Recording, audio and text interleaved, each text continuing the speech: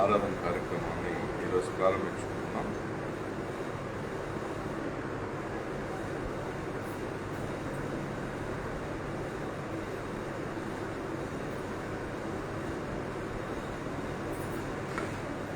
మొదటగా ప్రార్థనతో కార్యక్రమాన్ని మొదలు పెడదాం. ప్రార్థించుకుందాం. ప్రేమ పరిపూర్ణుడు అయినటువంటి ప్రియమైనటువంటి తండ్రి, ప్రేమే మీ యొక్క వ్యక్తిత్వంగా ప్రపంచవ్యాప్తంగా మా ఊహకు అందని జీవులను మీరు ప్రేమిస్తూ అద్భుతమైనటువంటి ప్రేమను ఈ ప్రపంచంలోని ప్రతి ఒక్క జీవికి పంచుతూ అనేక జీవులను జీవంలోనికి తెస్తూ మీ యొక్క మహాశక్తిని చాటుతున్నటువంటి ప్రియమైన తండ్రి, ఈ ఉదయకాలమున మిమ్మల్ని ఆరాధించడానికి, స్తుతించడానికి, మీ పరిశుద్ధ జ్ఞానాన్ని జ్ఞాపకం చేసుకోవడానికి మీరు అనుగ్రహించిన ఈ శ్రేష్టమైన ఒక సమయాన్ని బట్టి మీకు వందనాలు తెలియజేసుకుంటున్నాము.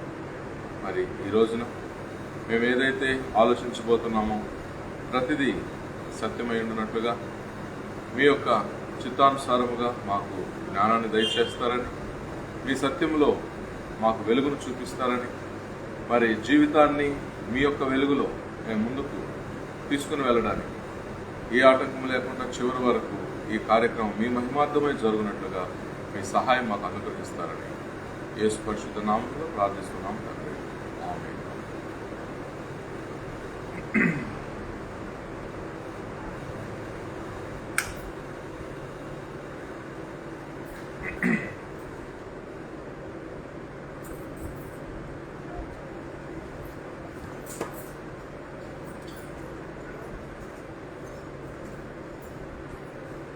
నాలోని ప్రేమ జ్యోతిని వెలుగనీయమని పాడుకుందాం. నాలోని ప్రేమ జ్యోతిని వెలుగనీయమా,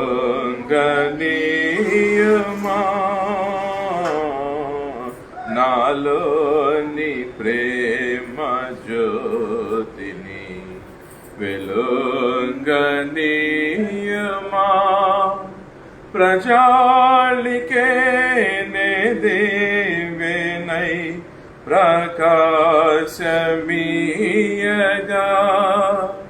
ప్రజాళికే నే దేవేనై ప్రకాశమీయగా,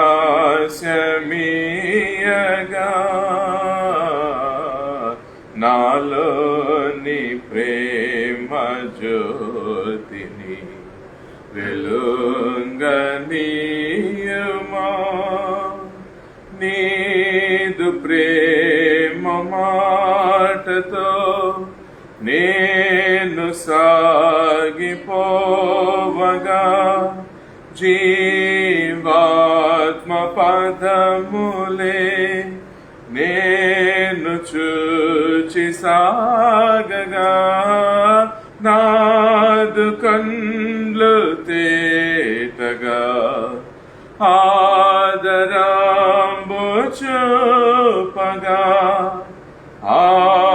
ఆదరంబు చూపగా, నాలోని ప్రేమ జ్యోతిని వెలుగనీయమా, రాత్రి రాగవేడిని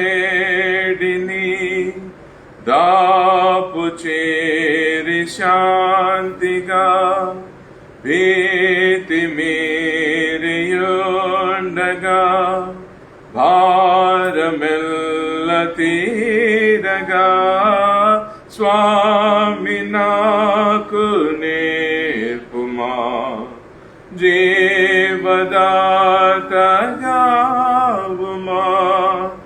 జీవదాతగావుమా, నాలోని ప్రేమ జ్యోతిని వెలుగనీయమా,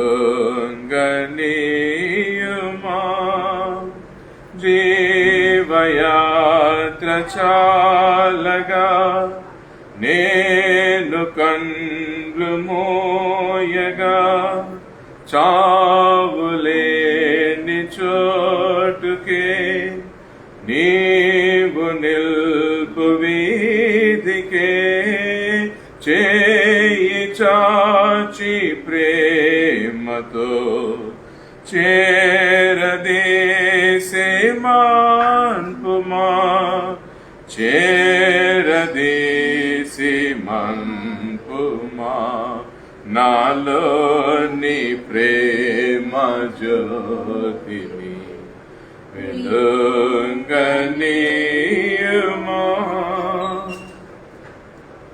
ఈరోజు వాక్య భాగంలో మనం నిర్గమకాండంలోని ఒక వాక్యాన్ని ధ్యానం చేసుకున్నాం. నిర్గమకాండము 5వ అధ్యాయంలో మనం చూసినట్లయితే 6వ వచనం నుంచి, ఆ దినమున ఫరో ప్రజలపైనున్న కార్య నియామకులకు వారి నాయకులకు ఇట్లు ఆజ్ఞాపించాను, ఇటుకలు చేయుటకు మీరు ఇక మీదట ఈ జనులకు గడ్డి ఇవ్వకూడదు. వారు వెళ్లి తామే గడ్డి కూర్చుకొనవలను. ఆయనను వారు ఇదివరకు చేసిన ఇటుకల లెక్కనే వారి మీద మోపవలను. దానిలో ఏమాత్రమును తక్కువ చేయవద్దు. వారు సోమరిపోతులు కనుక మేము వెళ్లి మా దేవునికి బలి అర్పించుటకు సెలవిమ్మని మొరపెట్టుచున్నారు. ఆ మనుషుల చేత ఎక్కువ పని చేయవలను, దానిలో వారు కష్టపడవలను అని చెప్పి ఫరో మహారాజు గారు ఇశ్రాయేలీయులకు ఈ విధమైనటువంటి చాలా కష్టాన్ని కలిగించడం ఈ వాక్యంలో మనం చూస్తూ ఉన్నాం. అంటే బానిసలుగా చేసుకున్నాడు ఇశ్రాయేలీయుల జనాంగాన్ని.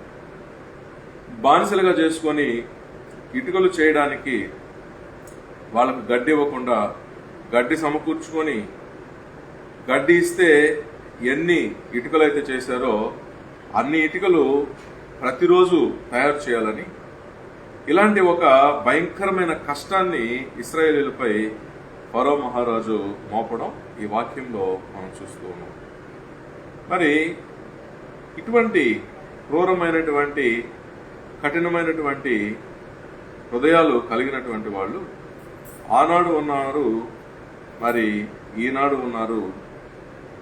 మరి ప్రతి తరంలో కూడా ఇలాంటి వాళ్ళు కొంతమంది ఉంటారన్నమాట. సో ఇలాంటి వాళ్లకు కలిగేటువంటి మనసు ఏంటి, అలాంటి మనసు వల్ల వాళ్ళు ఎలాంటి క్రియలు చేస్తారు, దానివలన వాళ్ళ యొక్క ఫలితం ఏమిటై ఉంటుంది అనేది కూడా మనము చూడాలి. ఎందుకనంటే ఫరో అనేటువంటి ఐగుప్తు మహారాజు ఇశ్రాయేలీలను తమకు బానిసలుగా చేసుకున్నాడు. అంటే బానిస అంటే వాళ్ళకంటూ సొంత జీవితం ఏమీ ఉండదన్నమాట. మరి జీవితం ఎవరి కోసం అంటే ఎవరైతే బానిసగా చేసుకున్నారో వాళ్ళకే సమర్పించేయాలి. అంటే నిద్ర కూడా చాలా తక్కువ సమయం ఇస్తారు, మిగతా సమయం అంతా కూడా కష్టపెడుతూనే ఉంటారు. సో ఇలాంటి వ్యక్తులు మరి నేడు కూడా మనం చూస్తూ ఉంటాం.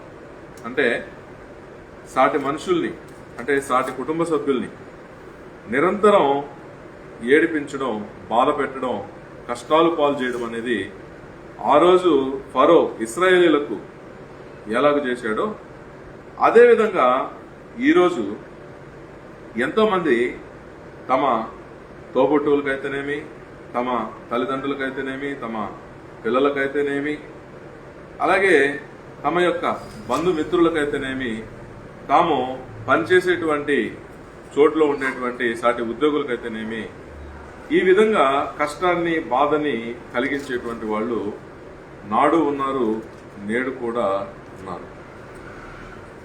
మరి ఈ విధంగా సాటి మనుషుల్ని కష్టపడితే కొన్ని రోజులు కష్టపడే వాళ్ళు ఓర్చుకోవాలి, కానీ తర్వాత ఏం జరుగుతుంది అని ఆలోచిస్తే మరి నిర్గమకాండము 14వ అధ్యాయంలో ఈ మాటలు మనం చూద్దాం. నిర్గమకాండము 14వ అధ్యాయంలో చూస్తే 22వ వచనంలో, నీళ్లు విభజింపబడగా ఇశ్రాయేలీయులు సముద్రము మధ్యను ఆరిన నేలను నడిచిపోయేది. ఆ నీళ్లు వారి కుడి ఎడమ ప్రక్కలను వారికి గోడవలే ఉండెను. ఐగుప్తీయులను, ఫరో గుర్రములను, రథములను, రౌతులను వారిని తరిమి సముద్ర మధ్యమున చేరిది. అయితే వేకువజామున యెహోవా ఆ అగ్ని మేఘమైన స్తంభము నుండి ఐగుప్తీయుల దండు వైపు చూచి ఐగుప్తీయుల దండును కలవరపరిచి వారి రథచక్రములు ఊడిపడినట్లు చేయగా వారు బహు కష్టపడి తోలుచుండిరి. అప్పుడు ఐగుప్తీయులు ఇశ్రాయేలీయుల ఎదుటి నుండి పారిపోదము రండి, యెహోవా వారి పక్షాన మనతో యుద్ధము చేయుచున్నాడని చెప్పుకొనిరి. అంతలో యెహోవా మోషేతో, ఇశ్రాయేలీయులు ఐగుప్తీయుల మీదకిని వారి రథముల మీదకిని వారి రౌతుల మీదకిని నీళ్లు తిరిగి వచ్చినట్లు సముద్రం మీద నీ చేయి చాపు అనెను. మోషే సముద్రం మీద తన చేయి చాపగా ప్రొద్దు పొడిచినప్పుడు సముద్రం అధిక బలముతో తిరిగి పొర్లెను గనుక ఐగుప్తీయులు అది చూచి వెనుకకు పారిపోయేది. అప్పుడు యెహోవా సముద్రము మధ్యను ఐగుప్తీయులను నాశనం చేశాను. నీళ్లు తిరిగి వచ్చి ఆ రథములను రౌతులను వారి వెనుక సముద్రంలోనికి వచ్చిన ఫరో యొక్క సర్వసేనను కప్పివేశాను. వారిలో ఒక్కడైనను మిగిలి ఉండలేదు. అయితే ఇశ్రాయేలీయులు ఆరిన నేలను సముద్రము మధ్యమున ఉన్నప్పుడు ఆ నీళ్లు వారి కుడి ఎడమ ప్రక్కలను గోడవలే ఉండెను. ఆ దినమున యెహోవా ఐగుప్తీయుల చేతిలో నుండి ఇశ్రాయేలీయులను రక్షించెను. ఇశ్రాయేలీయులు చచ్చిన ఐగుప్తీయులను సముద్ర తీరమున చూచిరి. చూసారా, మరి ఐగుప్తులో ఉన్నటువంటి ఆ ఐగుప్తీయులు ఏ విధంగా ఇశ్రాయేలీయులకు కష్ట నష్టాలు కలిగించారు, ఎంత శ్రమ పెట్టారు. కొంతకాలము ఇశ్రాయేలీయులు ఓర్చుకున్న తరువాత సడన్ గా ఇశ్రాయేలీయులను బాధ పెట్టినటువంటి ఆ ఐగుప్తీయులు గాని వారి రాజు గాని నీళ్లలో పడి వారు క్రూరాతి క్రూరంగా చనిపోవడం జరిగింది. అంటే మామూలుగా ఇంట్లో ఏదైనా రోగంతో చనిపోతే వాళ్ళని కుమారులో కుమార్తెలో లేకపోతే బంధువర్గమో మిత్రవర్గమో శుభ్రంగా తీసుకెళ్లి ఒక సమాధి చేయడం అనేది సాధ్యమవుతుంది. కానీ వీరు ఇశ్రాయేలీయులకు ఇచ్చినటువంటి శ్రమ కష్టము చాలా క్రూరమైంది. చాలా కష్టపెట్టడం జరిగింది. వాళ్ళకి భార్య బిడ్డలతో ఉండడానికి సమయం ఇవ్వలేదు. వారికి శుభ్రంగా వంట చేసుకుని తినడానికి సమయం ఇవ్వలేదు. అనారోగ్యం వస్తే ఒక వైద్యం దగ్గరికి వెళ్లి చూపించుకోవడానికి ఐగుప్తీయులు ఇశ్రాయేలీయులకు సమయం ఇవ్వలేదు. అసలు నిద్రపోవడానికి కూడా సమయం లేదు. ఈ విధంగా రాత్రి పగళ్ళు నిరంతరం ఎన్నో కష్ట నష్టాలకి ఐగుప్తీయులు ఇశ్రాయేలీయులను గురి చేయడం జరిగింది.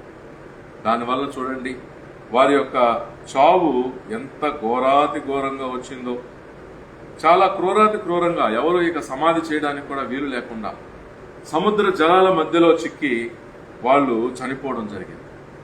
అందుకే మనము ఎవరినైనా కష్టపెడుతున్నామా, మనము ఎవరినైనా బాధలకు గురి చేస్తున్నామా అనేది మనలో ప్రతి ఒక్కరూ కూడా ప్రశ్నించుకోవాల్సినటువంటి సంగతి. మనము సాటి మనుషులకు ఏ కష్ట నష్టాలైతే బాధలైతే కలిగిస్తామో అదే మోతాదులో ఎంత శాతంలో అయితే మనము కష్ట నష్టాలు కలిగించామో, ఇంకా చెప్పాలనంటే కొంచెం ఎక్కువగానే మనకు కూడా అలాంటి కష్ట నష్టాలే సంభవిస్తాయనేది ఒక పెద్ద ఉదాహరణగా మనం ఫరో మహారాజు ఆయన యొక్క సైన్యాన్ని చూడడం జరిగింది. ఎందుకంటే పరిశుద్ధ గ్రంథం ఏం చెప్తోంది? గలతీయులకు రాసిన పత్రిక 6వ అధ్యాయం 7వ వచనంలో మనం చూసినట్లయితే, మనుష్యుడు ఏమి విత్తునో ఆ పంటనే కోయును. అంటే మనుష్యుడు ఏ కార్యములను సాటి మనుషులకు చేస్తాడో అవే కార్యములను తాను కూడా అనుభవించాల్సినటువంటి పరిస్థితి ఉంటుంది. అంటే మనుషులకు ఎంత కష్టం ఇస్తామో అలాంటి కష్టాన్ని మనము పంటగా కోయక తప్పదు. అంటే మనము ఏదైతే విత్తుతామో, ఏ క్రియలనైతే విత్తుతామో దాని యొక్క ఫలితాన్ని మనం అలాంటి కష్ట నష్టాలని తిరిగి పొందడం అనేది ఏ మానవుడు కూడా తప్పించుకోలేనటువంటి సంగతి. అంటే ఇక్కడ మానవులు ఎలా ఆలోచిస్తుంటారనంటే, మాకు ఏ కష్టాలు కలగకూడదు, ఏ నష్టాలు కలగకూడదు, మేము శాంతిగా సంతోషంగా జీవించాలని ప్రతి మనిషి కూడా మతానికి అతీతంగా, అంటే ఏ మతంలో ఎవరు ఏ ఆరాధన చేసినా, ఎవరు దండం పెట్టుకున్నా, ఎవరు ఏ పూజ కానీ నమాజు కానీ ప్రార్థన కానీ చేసినా వాళ్ళ యొక్క ముఖ్య లక్ష్యం ఇదే, మాకు కష్టము నష్టము కలగకూడదు అని. మరి కష్టము నష్టము కలగకూడదంటే మనం సాటి మనుషులకు భయంకరంగా కష్ట నష్టాలు కలిగించేసి మాకు మాత్రం ఏ కష్టాలు ఏ నష్టాలు కలగకూడదనంటే మరి దేవుని యొక్క నియమము ఒప్పుకోదన్నమాట. మరి చూడండి, ఒక ఫరో మహారాజు, ఆయన మహాచక్రవర్తి, చాలా గొప్ప సైన్యం కలిగినటువంటి వాడు, మహాబలవంతుడు. అలాంటి మహా చక్రవర్తి కూడా దేవుని నియమాన్ని తప్పించుకోలేకపోయాడు.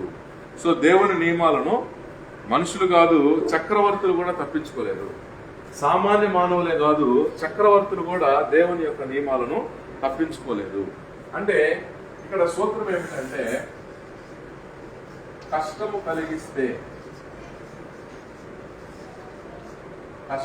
కలిగిస్తే తిరిగి కష్టాన్నే అనుభవించాలి.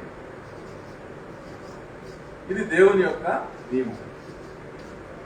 సో మనం కష్టపెట్టడం అనేది చేస్తూ ఉండేటువంటి సమయంలో మరి ఇదే కష్టం నాకు కూడా వస్తుంది కదా అని మనిషి ఒక సెకండ్ ఆలోచించి గుర్తు చేసుకోగలిగితే దేవుని నియమాన్ని, ఏ మనిషి కూడా ఇంకో మనిషికి కష్టం కలిగించాలని ధైర్యం చేయడు, ఆలోచన అంతకంటే చేయడు. కానీ సాటి మనిషిని కష్టపెట్టేటప్పుడు మాత్రం దేవుడు గుర్తుకురాడు. అప్పుడు ఆనందంగా సాటి మనుషులను కష్టపెడుతూ ఉంటారు. ఎప్పుడైతే దాని యొక్క ఫలితాన్ని కష్ట నష్టాల, బాధల, శ్రమల రూపంలో అనుభవిస్తూ ఉంటారో అప్పుడు దేవుడు గుర్తొస్తాడు. అప్పుడు దేవుని దగ్గరికి వెళ్ళి ప్రార్థన చేస్తారు. అయ్యా మాకు ఈ కష్టం తీసేయి, మాకు ఈ బాధను తీసేయి, మాకు ఈ శ్రమను తీసేయి అని అప్పుడు దేవుని దగ్గరికి వెళ్ళి ప్రార్థించుకోవడం జరుగుతుంది.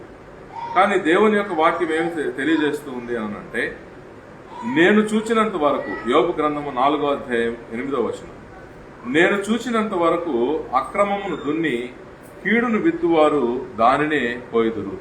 దయచేసి తలుపేసేస్తే శబ్దాలు ఆగిపోతాయి. ఎవరైతే మరి ఈ వాక్యం ప్రకారంగా కీడును విత్తుతూ ఉన్నారో విత్తనాలుగా, ఆ పంటనే వాళ్ళు కోయడం జరుగుతుంది. అంటే తిరిగి వాళ్ళకు కీడే వస్తుందన్నమాట. అంటే కీడు అనేటువంటి విత్తనం మనం విత్తుతూ ఉంటే మనము కోసేటువంటి పంట కూడా కీడుగానే ఉంటుంది. ఈ విషయము చాలా మందికి తెలియదు అన్నమాట. తాత్కాలికమైన ప్రయోజనాల కొరకు, తాత్కాలికమైన స్వార్థ ప్రయోజనాల కొరకు సాటి మనుషులను కష్ట నష్టాలకు, ఇబ్బందులకు గురి చేయడం అనేది చాలా మంది మానవులు నిరంతరం చేసేటువంటి పని. సో కష్ట నష్టాలకు గురి చేస్తూ ఉంటారు. కానీ విషయం ఏమిటి అంటే, మనం ఎలాంటి కష్టాలు అనేటువంటి విత్తనాలు విత్తామో అదే పంటగా మనము కూడా అదే రకమైనటువంటి కష్ట నష్టాలు పొందడం అనేది మరి ఏ మానవుడు కూడా తప్పించుకోగలిగినది చరిత్రలోనే ఎక్కడా కూడా లేదనమాట. అందుకే సామెతల గ్రంథము 22వ అధ్యాయం 8వ వచనం మనం గమనిస్తే, దౌష్ట్యమును విత్తువాడు కీడును కోయును, వాని క్రోధమును దండము కాలిపోవు.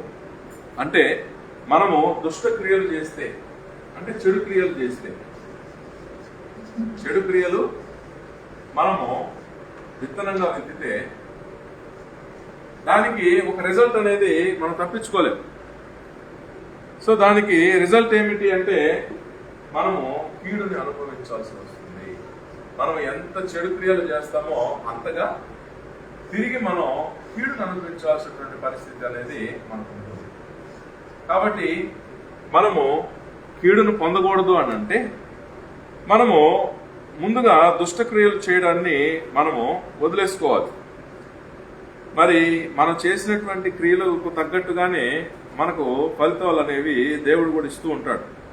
మరి ఈ విషయాన్ని యేసు ప్రభు బాగా ఎరిగిన వాడై తన బోధల్లో ఇదే విషయాన్ని ఆయన ప్రస్తావించడం జరిగిందనమాట. అంటే మనము ఏ క్రియలు చేస్తామో అదే ఫలితమని యేసు ప్రభువుల వారు కూడా ఆయన తెలియజేయడం జరిగింది. మరి ఉదాహరణకు ఒక వాక్యాన్ని మనం గమనించినట్లయితే మత్తయి సువార్త 19వ అధ్యాయం 29వ వచనంలో, నా నామము నిమిత్తము అన్నదమ్ములను గాని, అక్క చెల్లెండ్రును గాని, తండ్రిని గాని, తల్లిని గాని, పిల్లలను గాని, భూములను గాని, ఎండ్లను గాని విడిచిపెడితే ప్రతివాడు 100 రెట్లు పొందుతాడు, ఇదిగాక నిత్య జీవాన్ని కూడా స్వతంత్రించుకుంటాడు అనేటువంటి ఈ మాట యేసు ప్రభువుల వారు తెలియజేస్తున్నారు. అంటే ఎవడైతే భూమి మీద దేవుని కార్యాల కొరకు, దేవుని పనుల కొరకు అక్క చెల్లెలకు దూరమైన, తండ్రికి తల్లికి దూరమైన, పిల్లలకు దూరమైన, భూముల్ని పోగొట్టుకున్నా, ఇండ్లను పోగొట్టుకున్నా 100 రెట్లుగా దేవుని వలన పొందుతాడు.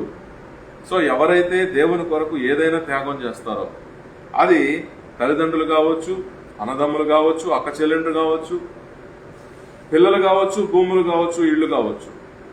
ఏదైతే దేవుని కార్యాల కొరకు ఏ మనిషి అయినా త్యాగం చేస్తాడో అలాంటి మనిషి 100 రెట్లు ఎక్కువగా అవన్నీ పొందుతాడు అని యేసు ప్రభువుల వారే మనకు తెలియజేస్తున్నారు. అందుకని మనం చేసేటువంటి కార్యాలు, సో నేను ఎలాంటి కార్యం చేస్తూ ఉన్నాను, ఈ కార్యం వల్ల తరువాత ఫలితం ఎలా ఉంటుంది అని ప్రతి మనిషి ఆలోచించుకోగలిగితే మనిషి మేలు కార్యాలే తప్ప చెడు కార్యాలు చేయగలిగేటువంటి అవకాశం అనేది అస్సలు ఉండనే ఉండదండి. ఎందుకంటే కార్యం చేసేటప్పుడే మనసు కూడా బాగా ఆలోచించాలి. చాలా మందికి ఏంటంటే ఆవేశంలో, కోపంలో నిర్ణయాలు తీసుకోవడం వలన వాళ్ళకి పని చేసేటప్పుడు ఆలోచన శక్తిని కోల్పోతారు. అంటే మనిషి ఒక పని చేసేటప్పుడు కోపం, ఆగ్రహం స్వాధీనంలో ఉంటే అతను ఆ పని యొక్క ఫలితాన్ని ముందుగా ఊహించుకోలేడు. సో చాలా మంది కోపంలో, ఆవేశంలో ఆలోచిస్తారు, కోపంలో, ఆవేశంలో నిర్ణయాలు తీసుకుంటారు, కోపంలో, ఆవేశంలో పనులు కూడా చేసేస్తారు.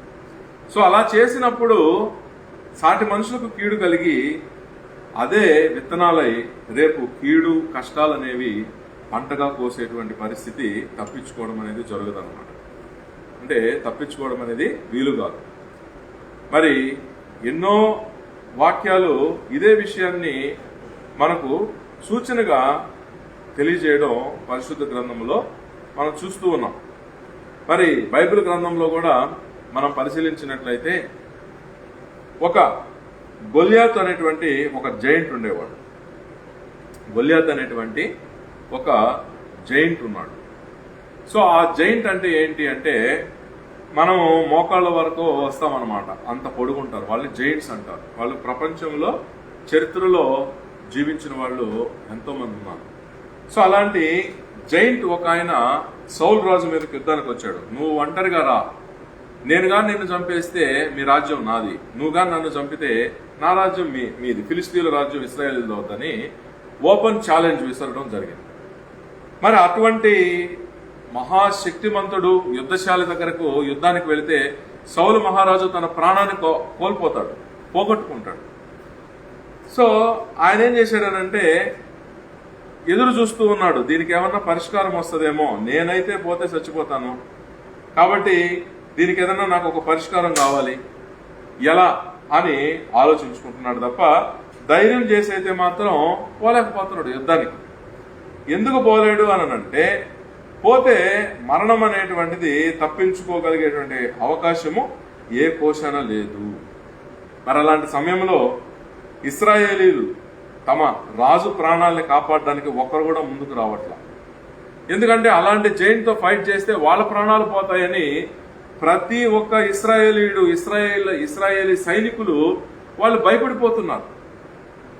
సౌలు రాజు ఇచ్చేటువంటి ఆహారమేమో బ్రహ్మాండంగా తింటున్నారు, సౌలు రాజు ఇచ్చే యుద్ధ కవచాలు వేసుకుంటున్నారు, సౌలు రాజు ఇచ్చేటువంటి భూములు స్వతంత్రించుకుంటున్నారు, సౌలు రాజు ఇచ్చేటువంటి గుర్రాలపై సవారీలు తీస్తున్నారు. కానీ సౌలు రాజుకి ఆపద వస్తే సౌలు రాజును కాపాడడానికి ఒక్క ఇశ్రాయేలు సైనికుడు కూడా ముందుకొచ్చి గొల్యాత్ అనే జైంట్తో పోరాడడానికి ఎవరికి ఏ మాత్రం కూడా ధైర్యం చాలన్నటువంటి పరిస్థితి. అటు ఇశ్రాయేలీలు, ఇటు ఇశ్రాయేలు సైనికులు, ఇటు సౌలు రాజు అందరూ కూడా మరి చాలా భయంలో, ఎప్పుడు చచ్చిపోతామో ఏమో, ఎవరిని ఛాలెంజ్కి డైరెక్ట్గా నువ్వే కావాలని యుద్ధానికి పిలుస్తాడో, ఒకవేళ వెళ్తే మరి ఏ విధంగా మరణం అనేది ఉంటుందో అని ఇశ్రాయేలు రాజు సౌలు, ఇశ్రాయేలీయులు, అలాగే ఇశ్రాయేలు సైనికులు అందరూ కూడా భయపడిపోతూ ఉన్నారు. కానీ ఇక్కడ సౌలు తన జీవితంలో ఒక విషయాన్ని ఆయన ఎన్నడూ కూడా గుర్తుపెట్టుకోకుండా ప్రవర్తించడం జరిగిందండి. ఎందుకనంటే ముఖ్యమైన సంగతి ఏమిటి అంటే ఏది మనం విత్తుతామో మరి అది కోస్తామో అనేది ఆయన గుర్తు చేసుకోలేకపోతున్నాడు. ఇప్పుడు చూడండి, హోషేయ గ్రంథము 8వ అధ్యాయము 7వ వచనములో, వారు గాలిని విత్తి ఉన్నారు గనుక ప్రళయ వాయువు వారికి కోత ఎగును. విత్తినది పైరు కాదు, మొలక కాదు, పంట ఎత్తినది అది పంటకు వచ్చిన ఎడల అన్యులు దాన్ని తినివేతురు. అంటే గాలిని విత్తితే ప్రళయ వాయువే కోతవుతుంది. సో ఇలాంటి విషయాల్ని మరి ఏమాత్రమో గుర్తు చేసుకోకుండా దేవుని యొక్క ధర్మమైనటువంటి ఏది విత్తితే అదే కోస్తామనేటువంటి ఆ ధర్మాన్ని మర్చిపోయి ఈ సౌలు రాజు ప్రవర్తించడం మనము చూస్తూ ఉన్నాం. సో ఈయన ఏం చేశాడనంటే, ఎవరు నన్ను కాపాడతారా అని ఎదురు చూస్తున్న తరుణంలో దావీదు గొర్రెలు కాసుకుంటూ పిల్లోడిగా ఉన్నాడు. అటువంటి దావీదుకు బాధేసింది. అయ్యో, మన మహారాజే, మన రాజ్యానికే మహారాజు కదా, ఈయన్ని మనం కాపాడుకోకపోతే ఎవరొచ్చి కాపాడుతారు అని చెప్పి రాజుపై ఎంతో భయభక్తులతో భక్తిభావంతో ఆయన సౌలు మహారాజును కాపాడడం కోసం అంత పెద్ద భయంకరమైనటువంటి జైంట్ అలాంటి ఒక గొల్యాతు దగ్గరకు యుద్ధానికి వెళ్లి వీరోచితంగా యుద్ధం చేసి ఆయన్ని ఓడించి సౌలు రాజు ప్రాణాలని కాపాడడం జరిగింది. అయితే సౌలు రాజు ఆ తర్వాత ఏం చేశాడంటే, అందరూ కూడా దావీదును ఇంత గొప్ప త్యాగం చేసి తన ప్రాణాలని లెక్క చేసుకోకుండా సౌలు మహారాజు కోసం ఇంత ధైర్యంగా వెళ్లి ఒక ఇంత పెద్ద జైంట్ తో పోరాడాడే, తన ప్రాణాలకు తెగించాడే అని చెప్పి ఇశ్రాయేలు సైన్యం గాని ఇశ్రాయేలు జనము గాని దావీదుపై ప్రేమాభిమానాలు చూపిస్తూ ఉంటే అది తట్టుకోలేకపోయాడు సౌలు మహారాజు. అప్పటి నుంచి ద్వేషం పెంచుకున్నాడు, అప్పటి నుంచి అసూయ పెంచుకున్నాడు, అప్పటి నుంచి ఆగ్రహం పెంచుకున్నాడు. దావీదు మహారాజును చంపే ప్రయత్నాలు ప్రారంభించాడు. ఒంటరిగా దొరికితే తనకు దురాత్మ వచ్చి తనను నానా బాధలు పెట్టే టైంలో దావీదు మహారాజు వచ్చి ఆ దురాత్మను వదిలించే సంగీతము, పాటలు ఇవన్నీ కూడా ఆయన చేస్తేనే ఆ యొక్క దురాత్మ సౌలును బాధ పెట్టడం ఆపేది.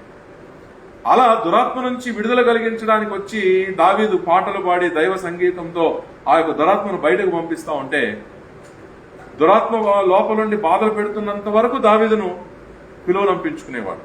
తీరా దావీదు వచ్చి తన అద్భుతమైన దైవ జ్ఞానంతో, పరిశుద్ధాత్మ సహవాసంతో దైవ కీర్తనలు, దైవ జ్ఞానాన్ని దైవ కీర్తనల ద్వారా పాడి ఆ దురాత్మను ఆ శరీరంలోంచి బయటకు పంపించిన తరువాత, అవసరం తీరిపోయిన తర్వాత ఇమ్మీడియట్ గా మళ్ళా ఈ దావీదు బయటకు వెళ్తే సౌలు రాజు దురాత్మ వలన కలిగే బాధల్ని ఆహా, ఈ దావీదు సంగీతంతోనే కదా పోగొట్టుకున్నాడు, దావీదు దైవ సంగీతమే కదా ఆ దురాత్మను వెళ్ళగొట్టిందని మళ్ళీ ఎక్కడ ప్రజలు, ఇశ్రాయేలు ప్రజలు దావీదుపై ప్రేమను చూపిస్తారో, అభిమానం చూపిస్తారో అని భయపడి, అసూయపడి, కోపాన్ని, ఆగ్రహాన్ని తెచ్చుకుని తన చేత్తో ఉండే బల్లెంతో అదే దావీదుని ఒక్క బల్లెం పేరుతో చంపడానికి ఆయనపై బల్లెలు విసిరేవాడు.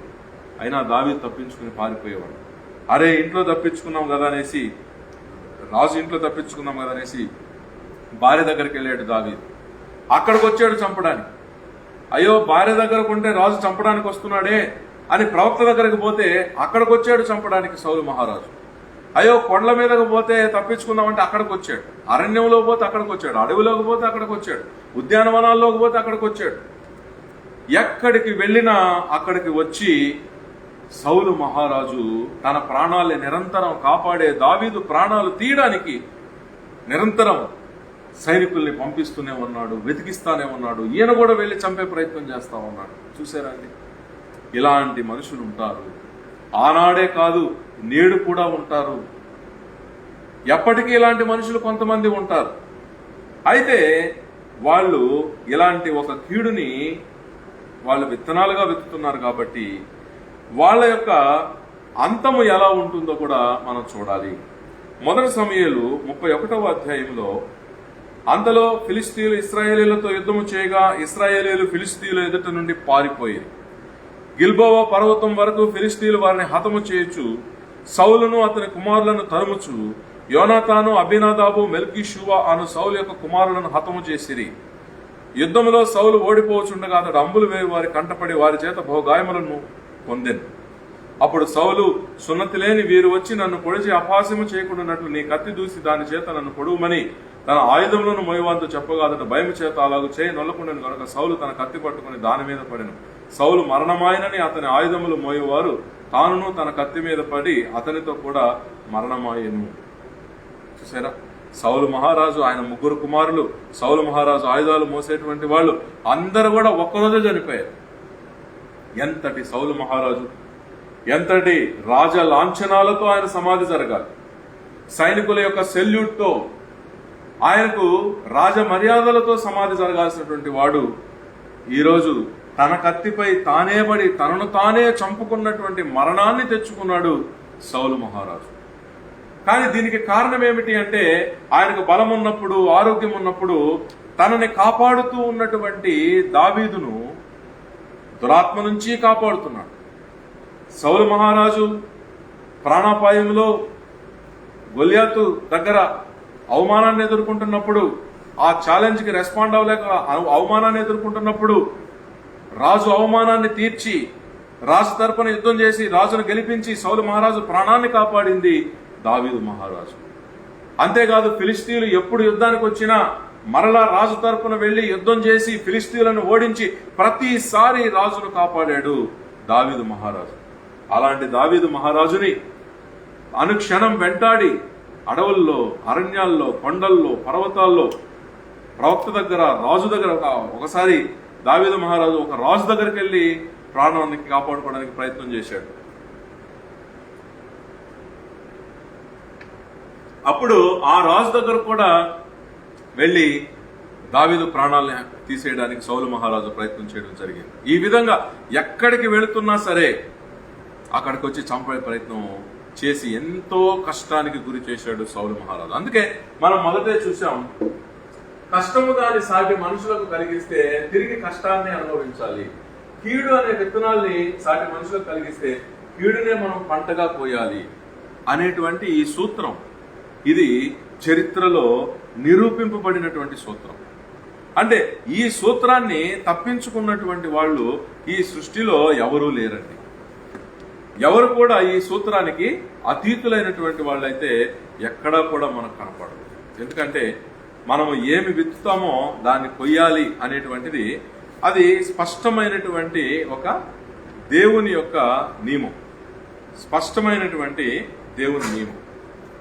సో ఇక్కడ మనము భూమి మీద ఉన్నప్పుడు ఎన్నో రకాలైనటువంటి శ్రమల్ని, బాధల్ని, కష్టాలని అసలు అనుభవించడానికి ఉన్నటువంటి ముఖ్యమైన కారణం ఏమిటంటే, మన ఆలోచనతో కానీ, మన మాటలతో కానీ, మన క్రియలతో కానీ సాటి మనుషులకు మనము కష్ట నష్టాలని కలిగించేటప్పుడు మనము తిరిగి కీడును పొందుతూ ఉంటాం, తిరిగి కష్ట నష్టాలను పొందుతూ ఉంటాం.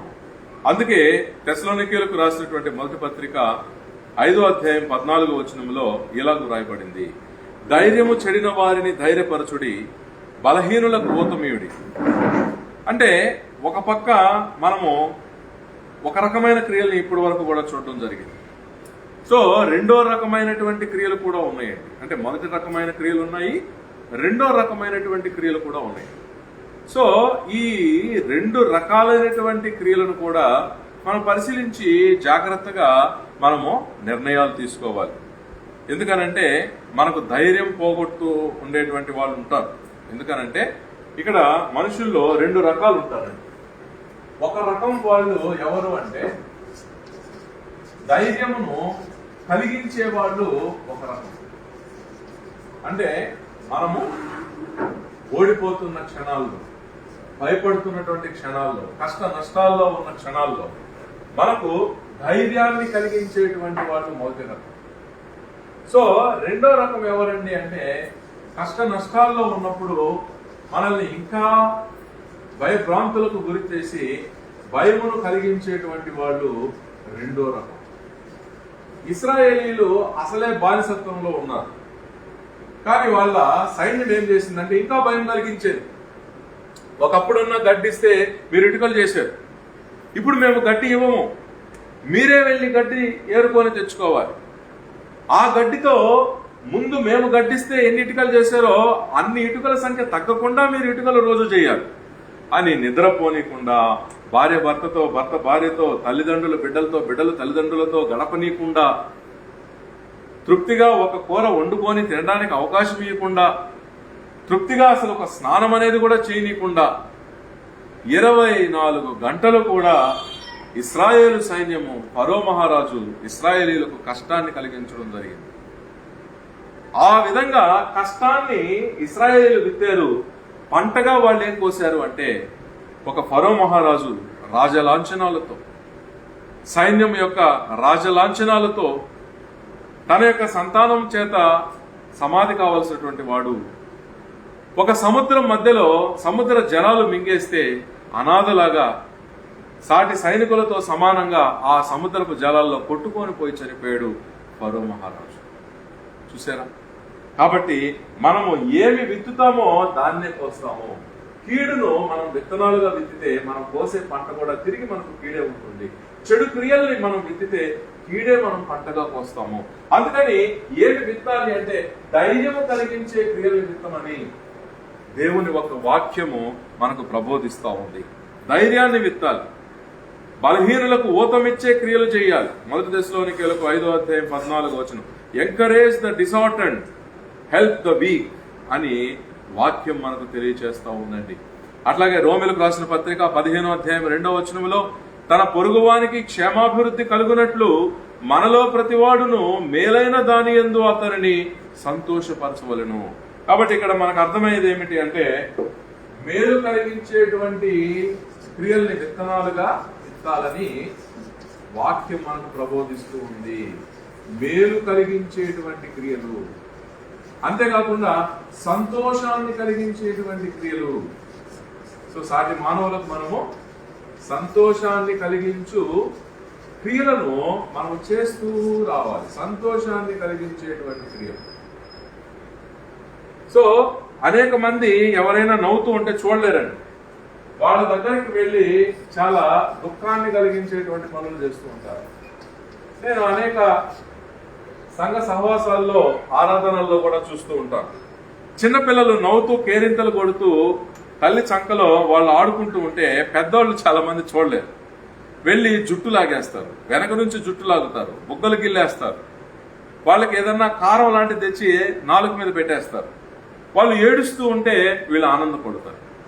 సో ప్రపంచంలో చాలా మంది దుఃఖము కలిగించే క్రియలు చేసేవాళ్ళు ఉన్నారు, కానీ సంతోషాన్ని కలిగించే క్రియలు నేను ఈ రోజు చెయ్యాలి అని నిర్ణయం తీసుకునే వాళ్ళు చాలా తక్కువ ఉంటారండి. ఉదయం నిద్ర లేస్తే నిద్రపోయేలోపు ఏమేమి క్రియలు చేశామో నిద్రపోయేటప్పుడు పరిశీలించుకుని ప్రార్థనలో, తండ్రి నాకు విత్తడానికే నన్ను నీ వ్యవసాయంలో మానవునిగా పెట్టే భూమి మీద అంటే క్రియలు అనేటువంటి విత్తనాలు విత్తి సత్క్రియలు అనేటువంటి పంట ప్రతిరోజు నేను నీకు ఇవ్వాలనే నీ దైవిక వ్యవసాయంలో మానవుడిగా నన్ను భూమి మీద పుట్టించావు. మరి ఉదయం నిద్ర లేస్తే నిద్రపోయే వరకు నేను ఇదిగో పలానాళ్ళకి ధైర్యం కలిగించాను, పలానాళ్ళ భయాన్ని తొలగించాను, పలానాళ్ళకి మేలు కలిగించాను, పలానాళ్ళకి సంతోషం కలిగించే క్రియలు చేశాను, లేక సంతోషం కలిగించే మాటలు నేను మాట్లాడాను అని ఎవరైనా సరే దేవునికి ప్రతిరోజు రిపోర్ట్ ఇచ్చేవాళ్ళుగా ఉంటే నిద్రపోయేటప్పుడు వాళ్ళు నిజంగా ఎంత ధన్యులో కదా. అందువలన ఇలాంటి ఒక నిర్ణయం మనకు రావాలి అంటే కొరింథీయులకు రాసిన మొదటి పత్రిక 10వ అధ్యాయం 31వ వచనంలో ఒక నిర్ణయం మానవునికి ఏంటి అంటే వాక్యానుసారమైన నిర్ణయం.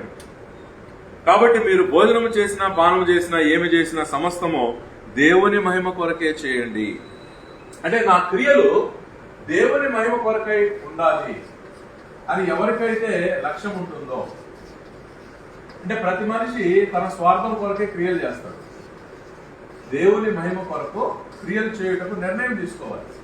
సో ఎవరైతే దేవుని మహిమ కొరకు క్రియలు పనులు చేయాలని నిర్ణయం తీసుకుంటారో వాళ్ళు ధైర్యం కలిగించే క్రియలు చేస్తారు, భయాన్ని పోగొట్టే క్రియలు చేస్తారు, మేలు కలిగించే క్రియలు చేస్తారు, సంతోషాన్ని కలిగించే క్రియలు చేస్తారు, దుఃఖాన్ని పోగొట్టే క్రియలు చేస్తారండి.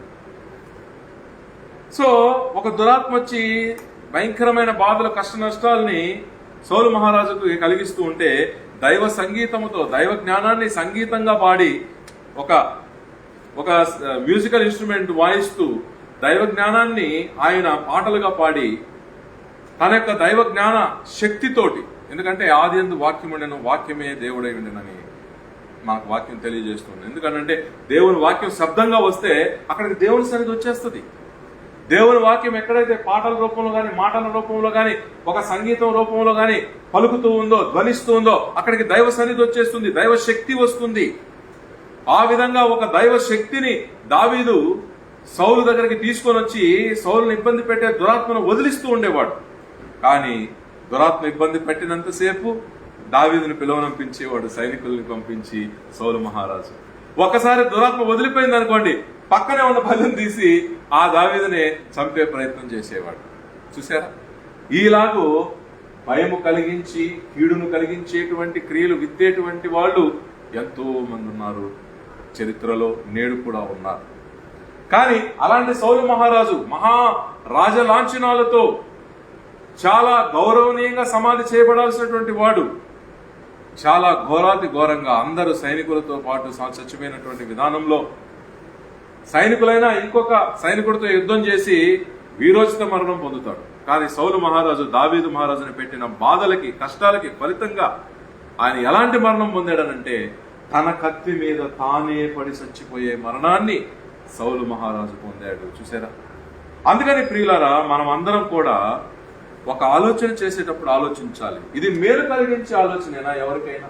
ఇది ఎవరికైనా ధైర్యాన్ని కలిగిస్తుందా? ఇది ఎవరికైనా భయాన్ని పోగొడుతుందా? ఎవరికైనా సంతోషాన్ని ఇస్తుందా అని మనం చేసే ప్రతి ఆలోచనను, చెప్పే ప్రతి మాటను, చేసే ప్రతి పనిని ముందుగా ఆలోచించుకుని చేయాల్సినటువంటి బాధ్యత క్రైస్తవులమైనటువంటి మనకందరికీ ఉన్నది.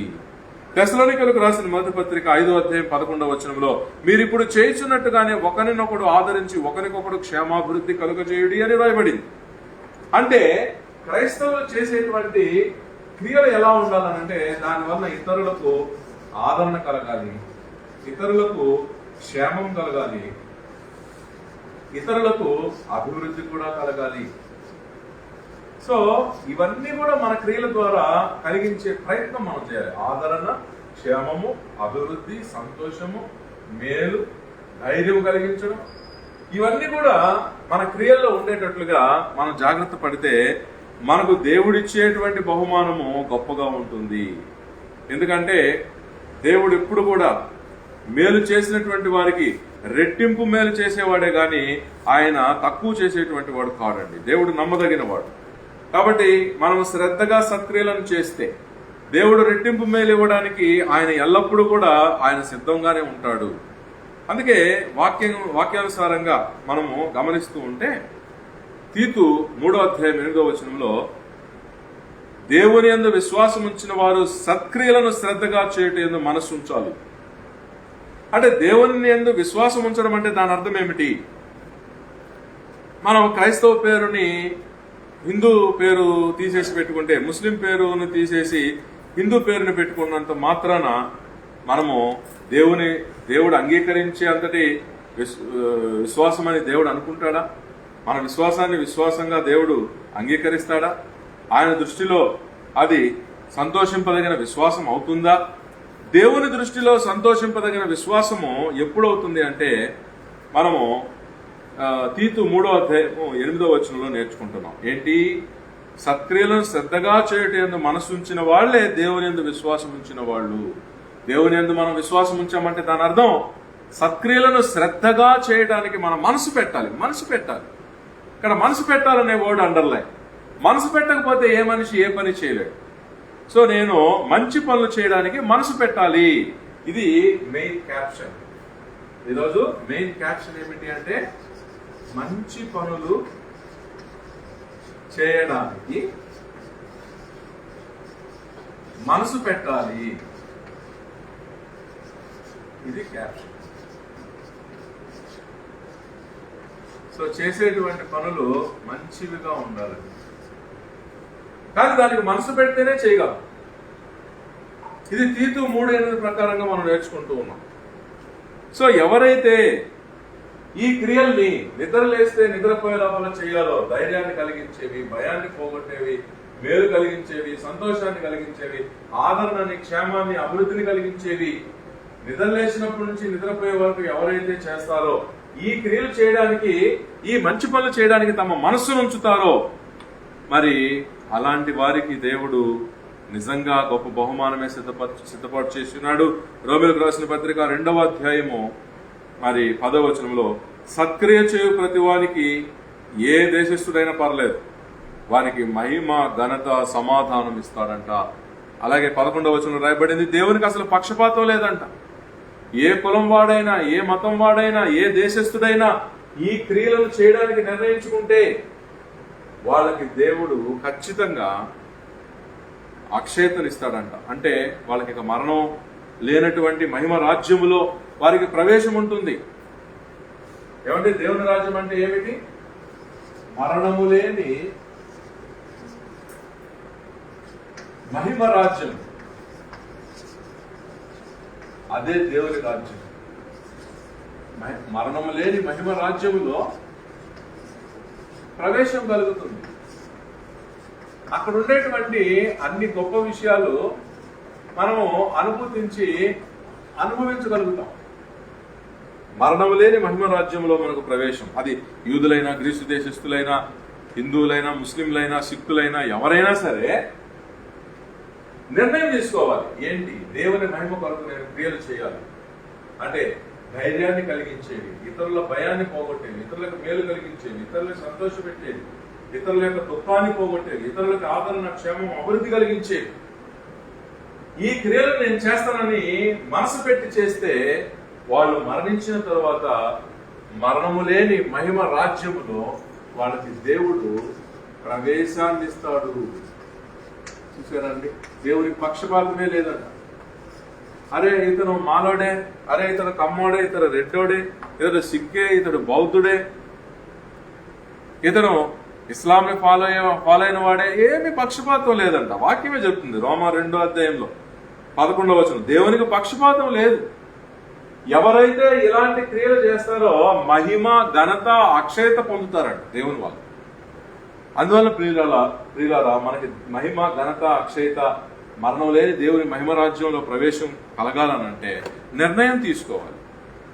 సో మనము రోజంతా కూడా ఇలాంటి నిర్ణయాలు మన ఫ్రెండ్స్ ఎవరు కూడా చెప్పరు కదా. సో మన ఫ్రెండ్స్ మనతో మాట్లాడితే దేనికి మాట్లాడతారు? సో మన వలన వాళ్ళకి ఏదో ఒక స్వార్థం ఉంటుంది. ఎంతసేపు దాని గురించే వాళ్ళు పాకులాడుతూ ఉంటారు, ఎంతసేపు వాళ్ళు దాని గురించే పాకులాడుతూ ఉంటారు.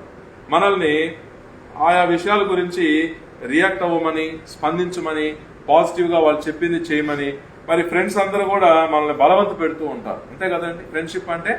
సో వాళ్లకు మనం ఏ పని చేస్తే ఇష్టమో, వాళ్ళు లాభం పొందాలంటే మనం ఏం పని చేయాలో, ఎక్కువ మంది ఫ్రెండ్స్ ఈ పనుల గురించి మనతో మాట్లాడుతూ ఆ పనులు చేయమని మనల్ని బలవంత పెడుతూ ఉంటారు. అంతే కదా.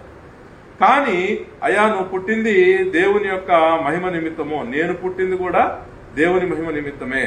మనము కలిసి మన మరణం తర్వాత మహిమ రాజ్యంలోనికి ప్రవేశం కలిగించే ఇటువంటి అద్భుతమైన క్రియలు, సత్క్రియలు దేవుడు ముందుగా FC 2:10 ప్రకారంగా దేవుడు ముందుగా సిద్ధపరిచిన సత్క్రియలు, ధైర్యాన్ని కలిగించే పనులు, భయాన్ని పోగొట్టే పనులు, మేలు కలిగించే పనులు, సంతోషాన్ని కలిగించే పనులు, దుఃఖాన్ని పోగొట్టి ఆదరణ, క్షేమం, అభివృద్ధి కలిగించే పనులు మనం కలిసి చేద్దాము అని చెప్పేవాడు నిజమైన స్నేహితుడు.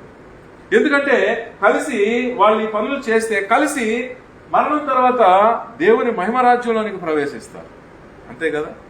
కాబట్టి మనం జాగ్రత్తగా ఆలోచించుకోవాలండి. దేవుడిచ్చిన సందేశము విలువైనది.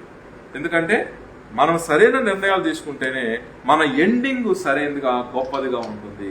చూసారా, ఫరో మహారాజు బ్రతికిన రోజులు ఎంత పెద్ద ఐగుప్తు సైన్యాన్ని పెట్టుకొని బ్రతికాడు. చనిపోయేటప్పుడు ఎలా చనిపోయాడు? కేవలం ఒక సైనికుడు చచ్చిపోయినట్లుగా. దుర్మరణం అంటే సముద్ర జలాలు వచ్చి ఒక మహారాజును దోసేయడం ఏంటి, ఒక మహారాజును మింగేయడం ఏంటి, సాటి సైనికుల శవాలతో పడి తాను ఒక శవంగా సముద్ర జనాల్లో ఆయన శవం తేలియాడటం ఏంటి? సౌలు మహారాజు చూశారా, ఎంత మహా ఘనత కలిగినటువంటి రాజు, ఎంత ఆజానుభావం. తన కత్తిపై తానే పడి చచ్చిపోవడం ఏంటి? ఎందుకంటే సౌలు మహారాజు గాని ఫరో గాని నిర్ణయం తీసుకోలేదు. దేవునికి పక్షపాతం లేదు. ఇతరులకు కీడు కలిగిస్తే నాకు కీడే వస్తుంది. ఇద్దరు మహారాజులు ఏమనుకున్నారనంటే, నేను మహారాజు, నేను ఎంత కీడన్నా చేస్తాను అనుకున్నారు ఇద్దరు. కానీ దేవుని సూత్రం ఏం చెప్తుందనంటే పక్షపాతం లేదంట. మనం కష్టాన్ని విత్తితే కష్టాన్ని అనుభవించాలంట, సంతోషాన్ని విత్తితే సంతోషాన్ని పొందుతామంట. కాబట్టి మనకు సంతోషం కావాలనంటే సాటి మనుషులకు సంతోషం కలిగించే పోరాటం మనం చేయాలి. మనకు విజయం కలగాలంటే సాటి మనుషులకు విజయాన్ని కలిగించేదానికి మనం పోరాడాలి. మనకు దుఃఖము లేకుండా ఉండాలి అని అంటే సాటి మనుషులకు దుఃఖము లేకుండా ఉండేదానికోసం మనము పోరాడాలి. ఎందుకనంటే సాటి మనుషులకు మనం దుఃఖాన్ని ఇచ్చేటువంటి జీవితాన్ని మనం జీవిస్తూ ఉన్నంతసేపు కూడా మనము ఎప్పుడూ దుఃఖములోనే ఉంటాము. సాటి మనుషులకు కష్టాన్ని కలిగిస్తున్నంతసేపు మనం ఎప్పుడు కూడా కష్టంలోనే ఉంటాము. సాటి మనుషులకు భయం కలిగిస్తున్నంతసేపు మనం కూడా ఒక రోజుకి అదే భయాన్ని, ఇంకా ఎక్కువ కూడా భయాన్ని పొందేటువంటి అవకాశం ఉంటుంది.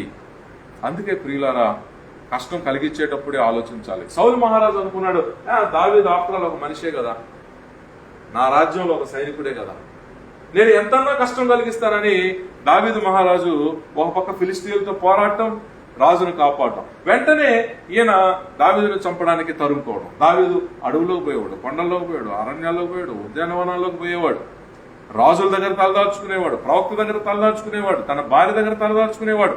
ఎక్కడ తలదాచుకోవడానికి దావీదు మహారాజు పరిగెస్తూ ఉంటే అంతకంటే తొందరగా వేగుల్ని పెట్టి, గొడచాలు పెట్టి కనిపెట్టి సౌలు మహారాజు వెంట సౌలు మహారాజు దావీదు వెంట తరుముతూ ఉండేవాడు. అలా భయపడి భయపడి భయపడి జీవించాడు దావీదు మహారాజు. ఒక రోజుకి ఏమైందండి, ఇశ్రాయేలీలు ఫిలిస్తీయుల చేత తరుము పడతా ఉంటే ఎక్కడ ఒక సాధారణ సైనికుడు వచ్చి నన్ను చంపేస్తాడనేటువంటి భయముతో తన ప్రాణాలు చేతిలో పెట్టుకొని సౌలు మహారాజు పరుగులెత్తాడు. అంతేకాదు, తన కత్తి మీద పడి తానే చచ్చిపోయాడు. చూసారండి, మనం మనుషులకు ఏ కష్ట నష్టాన్ని కలిగిస్తామో అది రానికుండా దాన్ని ఆపే ఆ యొక్క శక్తి ఎవరికి ఉండదు. ఒకవేళ ఆ కష్ట నష్టం కలిగించినటువంటి వారు పశ్చాత్తాపడి బాధపడి వాళ్ళు దుఃఖానికి లోనై వాళ్ళు ఎవరికైతే, ఇక్కడ ఒకే ఒక చాయిస్ ఉందండి, ఒకే ఒక ఆప్షన్ ఉంది. ఏమిటి ఈ ఒకే ఒక చాయిస్, ఏంటి ఈ ఒకే ఒక ఆప్షన్ అంటే, ఒక మనిషి ఇంకొక మనిషికి మధ్య జరిగేటువంటిదే మానవ జీవితం. అంటే మనిషికి మనిషికి మధ్య కాలము ఎలా గడుస్తుంది అనేదే మానవ జీవితం. ఒక మనిషికి మధ్య ఒకరికొకరు ఏ క్రియలు చేసుకుంటారనేదే మానవ జీవితం. సో కాలాన్ని ఒక మనిషి సాటి మనుషులతో ఎలా గడుపుతాడు అనేదే మానవ జీవితం. ఒక మనిషి సాటి మనిషి ఎట్లా ఏ క్రియలు చేస్తాడనేదే మానవ జీవితం. అయితే ఈ మానవ జీవితంలో దేవుడు ఒక ఆప్షన్ కీడిచ్చాడు, ఒక ఆప్షన్ మంచి ఇచ్చాడు. అంటే సాటి మనిషికి మనం మంచన్నా చేయొచ్చు, కీడైనా చేయొచ్చు. సౌలు మహారాజు ఏమనుకున్నాడంటే, నేను రాజును కాబట్టి నేను దావీదుకి ఎంతన్నా కీడు చేశాను, ఆఫ్టర్ ఆల్ నా రాజ్యంలో ఒక మనిషే కదా, నేను బలవంతుడిని, నాకు రాజ్యం ఉంది, నాకు సైన్యం ఉందని దావీదుకి ఎప్పుడూ కీడు చేశాడు. కానీ దావీదు కీడును ఒక పక్క పొందుతూ సౌలు మహారాజుకి ఎప్పుడు మేలే చేస్తా వచ్చాడు. దురాత్మ వస్తే దైవ సంగీతాన్ని సౌలు రాజు ఉన్న గదిలోనికి తీసుకుని వచ్చి, దైవ శబ్దాన్ని అక్కడికి తీసుకుని వచ్చి, దైవ జ్ఞానాన్ని శబ్ద రూపంలో ఆ గదిలోనికి తీసుకుని వచ్చి దైవ ప్రకంపనలు పుట్టించి సౌలు మహారాజులో ఉండే దురాత్మను వదిలి ప్రతిసారి సౌలు మహారాజుని దురాత్మ నుంచి సౌలు మహారాజు ప్రాణాన్ని కాపాడినటువంటి వాడు కాదు. ఆ యొక్క ఆపద తొలగిపోగానే ఇమ్మీడియట్ గా బల్లెము తీసి దావీదు మహారాజుని చంపడానికి, ఇంట్లో దొరకపోతే కొండలకి పారిపోతే కొండలకు తరుముకున్నాడు, ఉద్యానవనాలకు పారిపోతే ఉద్యానవనాలకు తరుముకున్నాడు, ప్రవక్త దగ్గరకు పారిపోతే ప్రవక్త దగ్గరకు తరుముకున్నాడు. తరిమి తరిమి తరిమి భయపెట్టి భయపెట్టి బ్రతికాడు సౌలు మహారాజు. కానీ దావీదు ఇంత తరమబడినా కూడా, ఎవరైనా ఫిలిస్తీయులు వచ్చారనుకోండి యుద్ధానికి, నా రాజును నేనే కాపాడుకోవాలని, మిగతా వాళ్ళు యుద్ధానికి పోయినా పోకపోయినా జనాలంతా వెంటేసుకొని సైన్యాన్ని మోటివేట్ చేసి పోయి ఇశ్రాయేలీలను కాపాడడానికి, ముఖ్యంగా సౌలు మహారాజును కాపాడుకోవడానికి ఫిలిస్తీయులతో యుద్ధం చేసి ప్రతిసారి సౌలు మహారాజును కాపాడుకున్నాడు దావీదు. అంటే కీడు చేస్తూ ఉన్నటువంటి సౌలుకు నిరంతరం మంచి చేసాడు దావీదు మహారాజు. ఇద్దరి ఎండింగ్ ఎలా ఉంది? కీడు చేసినటువంటి సౌలు మహారాజు ఎలా ఎండ్ అయ్యాడు? సాటి సైనికులు ఎవరైనా నన్ను చంపితే, అంటే ఇతర రాజ్యమైనటువంటి ఫిలిస్తీయులకు సంబంధించిన ఏదైనా సాధారణ సైనికుడు నన్ను చంపితే అది ఎంత అవమానంగా ఉంటుంది. దానికన్నా నా కత్తి మీద నేనే పడి చచ్చిపోతానని తన కత్తి మీద తానే పడి చచ్చిపోయాడు సౌలు మహారాజు. కానీ అదే దావీదు నిరంతరం కీడునే పొంది పొంది పొంది ఒక రోజుకి ఆ యొక్క సౌలు మహారాజు యొక్క సింహాసనాన్ని దేవుడు ఆయనకి ఇవ్వడం జరిగింది. ఆ సౌలు మహారాజు యొక్క సైన్యాన్నే దేవుడు దావీదుకి ఇవ్వడం జరిగింది. సౌలు మహారాజు యొక్క రాజ్యాన్నే దేవుడు తీసి దావీదుకి అప్పగించడం జరిగింది. కాబట్టి ఎవరైనా మనకు కీడు చేస్తా ఉంటే ఓపిక కావాలండి, సహనం కావాలి, ఓర్చుకోవాలి, వాళ్ళకి మేలు చేయడం నేర్చుకోవాలి. దావీదు మహారాజుకు లాగా వాళ్ళు కీడు చేస్తూ ఉంటారు, కానీ మనం మేలు చేస్తూ ఉండాలి. ఒక రోజుకి దేవుడు న్యాయం చేస్తాడు. మనం చేసినటువంటి మేలుకి రెట్టింపు మేలు మనకు చేస్తాడు. మనకు వాళ్ళు ఏ కీడు చేశారో దానికి రెట్టింపు కీడు దేవుడు వాళ్ళ జీవితంలోనికి తీసుకొని వస్తాడు. ఇది తిరుగులేని విషయం. అంతే కదండి, ఫరో మహారాజు, నాకు పెద్ద ఐగుప్తు సైన్యం ఉంది, ఇశ్రాయేలుని వాడుకోవాలి, వాళ్ళకి నిద్రపోని, భార్య భర్తల్ని సంతోషపడినవాడు, తండ్రి బిడ్డతో ఉండడానికి లేదు, బిడ్డ తండ్రితో సంతోషంగా ఆడుకోవడానికి లేదు, వాళ్ళు స్నేహం చేయడానికి లేదు, వాళ్ళు పెళ్లిళ్ళు చేసుకోవడానికి లేదు, వాళ్ళకి ప్రత్యేకంగా వంట చేసుకోవడానికి టైం లేదు, వాళ్ళు స్నానాలు చేయడానికి టైం లేదు.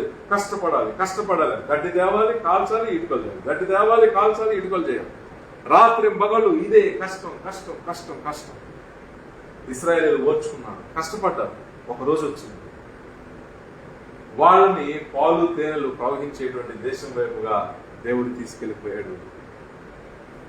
ఇంకో పక్క ఆ కీడు కలిగించినటువంటి ఫరో మహారాజుని మహారాజ లాంఛనాలతో సైన్యము తీసుకెళ్లి సమాధి చేసినటువంటి ఆ ఫరో మహారాజు సాధారణ సైనికుల శవాలు జలాల్లో తేలుతూ ఉంటే సముద్ర జలాల్లో ఈయన కూడా మునిగిపోయి సాధారణ సైనికుల శవాలతో ఈయన శరీర శవమైతే అంత నీచమైన మరణానికి లోనయ్యాడు.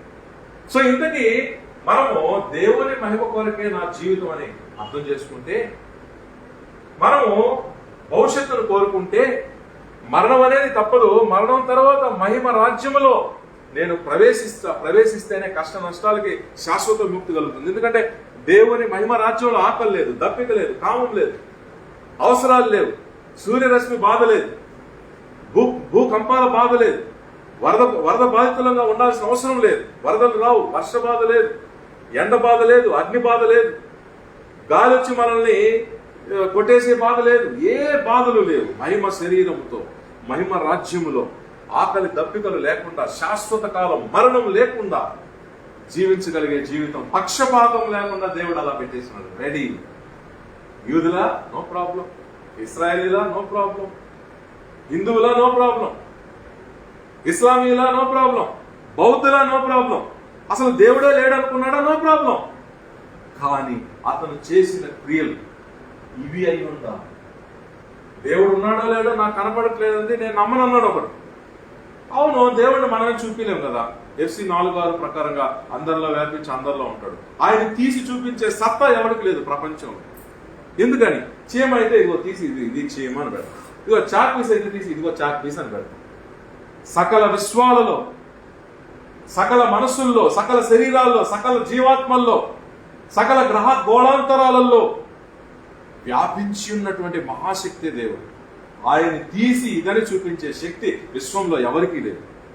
అందుకని ఆయన ఎక్కడున్నాడో నేను చూడలేనయా, నాకు నమ్మకం లేదన్నాడు ఒక ఆయన. Fine, no problem. కానీ నువ్వు మరణించిన తర్వాత మహిమ రాజ్యంలోనికి ప్రవేశించాలంటే రోమా 2 ప్రకారంగా పక్షపాతము లేదు దేవుడికి అని వాక్యం తెలియజేస్తాడు.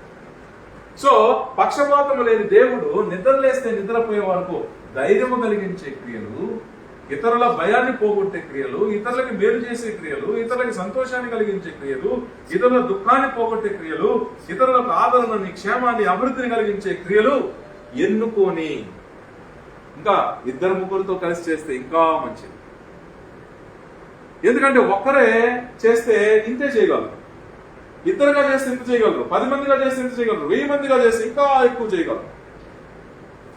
ఈ క్రియలను మనం చేస్తూ ఉంటే మన మరణం గొప్పదిగా ఉంటుంది. మరణం తర్వాత మన జీవితం ఇంకా గొప్పగా ఉంటుంది.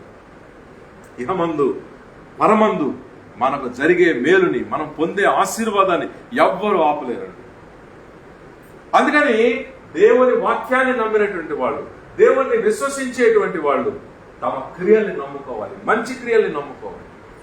ఇదే మనకు భవిష్యత్తు. ఎందుకంటే చెడు క్రియలను ఎన్నుకుంటే చెడు భవిష్యత్తు, మంచి క్రియలను ఎన్నుకుంటే మంచి భవిష్యత్తు.